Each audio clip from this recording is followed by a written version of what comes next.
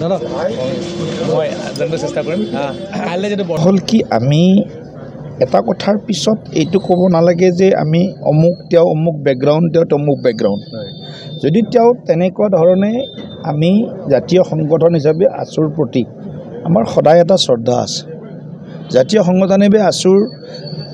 নেতাৰ পৰা আমি তেনেকৈ আশা কৰোঁ কিন্তু আছুৰ নেতাই যাতে কোনো ধৰণৰ ক'তো গৈ এই ধৰণৰ কাম কাজ নকৰে আমি অকল এটা পাৰ্টত আলোচনা কৰি থাকিলে নহ'ব গতিকে মই যদি তেনেকুৱা কিবা কাম কৰিছে নিশ্চিতভাৱে আইনে ইয়াৰ সিদ্ধান্ত ল'ব কিন্তু এটা কথা এজন মানে নেতৃত্ব লোৱা এটা আমাৰ আৱেগ অনুভূতিৰ লগত জড়িত সংগঠনৰ নেতাক হেণ্ডকাপ নলগালে ভাল আছিল আজি বোকাখাটৰ পুৰি আৰু পেৰাৰে সোৱাদ লৈছোঁ এতিয়া এইমাত্ৰ আমি গতিকে আমি গৈ আছোঁ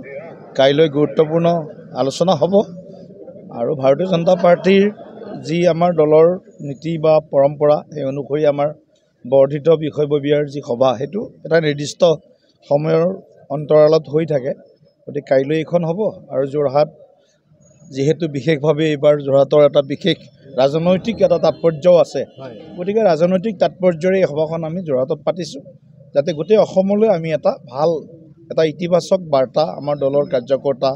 আমাৰ সমৰ্থক শুভাকাংক্ষীলৈ প্ৰেৰণ কৰিব পাৰোঁ আৰু আমাৰ নেতৃত্বও যাতে আহি মানে যোৰহাটত যাতে এটা তেওঁলোক যাতে ৰিফুৱেলড হৈ যাব পাৰে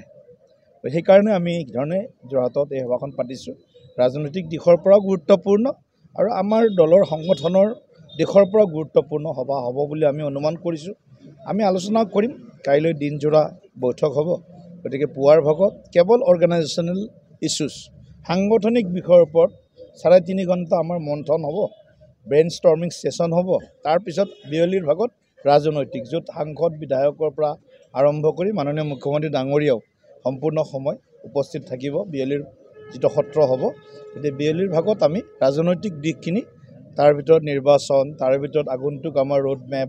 26 আমি কেনেকৈ আগবাঢ়িম ইত্যাদি যিবিলাক কথা আছে এইবিলাকো আমি আলোচনা কৰিম ৰাজনৈতিক ব্যক্তিয়ে ৰাজনৈতিক যেতিয়া প্ৰসংগ হয় তাৰ উত্তৰটো সহজ ভাষাত দিয়াৰ চেষ্টা কৰিব লাগে যদি উত্তৰ আছে তেনে উত্তৰটো দিব লাগে যদি উত্তৰ নাই বুলি ক'ব লাগে